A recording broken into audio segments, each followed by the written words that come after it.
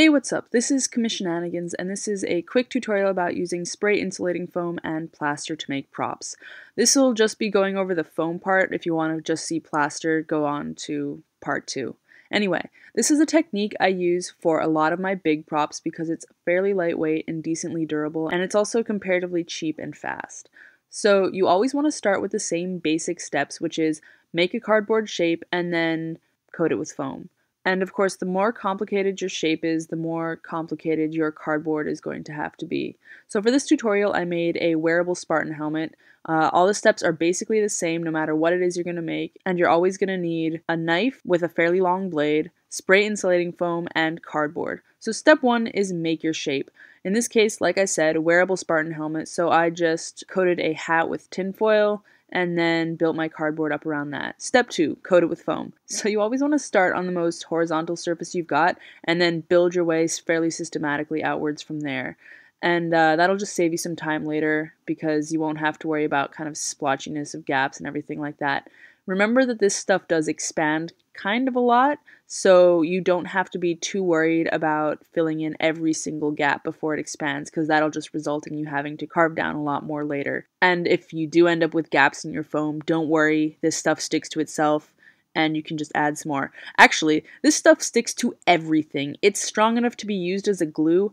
Don't touch it when you're working with it. And also put down a piece of paper because that'll save you the grief of prying this off of your floor. So once you've coated it with foam, you just gotta wait for it to set up. If you don't want to wear it, you can just wait 24 hours before you start doing your carving. If you do want to wear it, the next step is poke it. So you just want it to have a skin so that it won't stick to you, but you do still want it to be fairly squishy.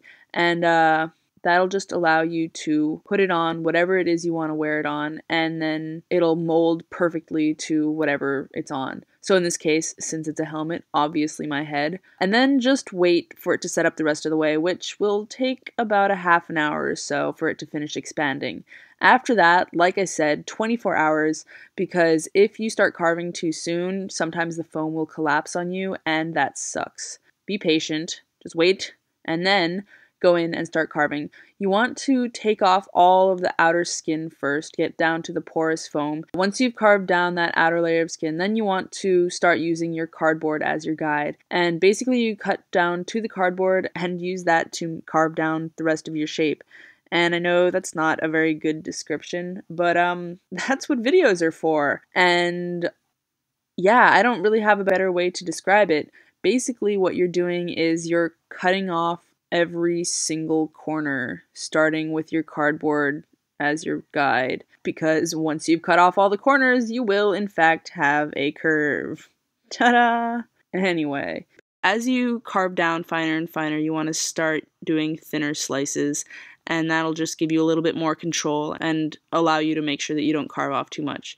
Basically, you want to get as close to your finished shape as you can by carving it. That'll just save you time later when you do your sanding, because sanding sucks and gets everywhere. Speaking of which, wear a dust mask. It's not great to inhale. It's tiny little pieces of foam. It's not going to break down, so try not to inhale it. Next step, sketch your details. So I use a jumbo crayon to sketch out my details, and that's just because I don't want it to press into the foam too much. Basically any broad marking surface will do, because you don't want to carve into the foam until you're doing your actual carving, which is the next step. So you want to slice into the foam using your sketch as a guide and then carve towards those slices, and that'll just give you a really nice sharp 90-degree corner, and you'll be able to cut out your details pretty quickly and easily that way. And it's basically just the same step over and over again. And what this does is it gives you a guide for when you do your plaster application, and just means that you won't have a whole bunch of plaster built up that you'll later have to carve down. And, you know, you don't want to have to deal with that, because foam carving is a lot easier than plaster carving. So carve out your details now and then move on to, well, next step is finish it, which is a great broad description, I know.